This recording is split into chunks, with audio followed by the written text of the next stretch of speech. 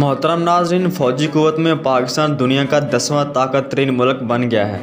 Top 10 ممالک میں پاکستان وہ واحد ملک ہے جس کی طاقت میں اضافہ ہوا ہے۔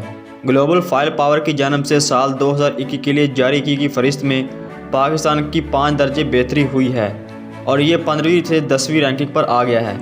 پاکستان نے رینکنگ میں ترکی، اٹلی، مصر، ایران، جرمنی، انڈونیشیا، سعودی عربیہ، اسپین، آسٹریلیا، اسرائیل اور کینیڈا کو پیچھے چھوڑ دیا ہے۔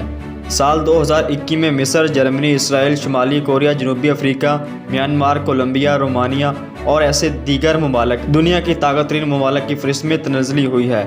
اس فہرست میں پاکستان کے بعد درجہ بندی بہتر کرنے والا ملک اسپین ہے جو اب 18ویں نمبر پر آ گیا ہے۔ اس کے علاوہ کینیڈا، تائیوان، الجیریا، یونان، عرب امارات، سنگاپور وغیرہ کی درجہ بندی بھی بہتر ہوئی ہے۔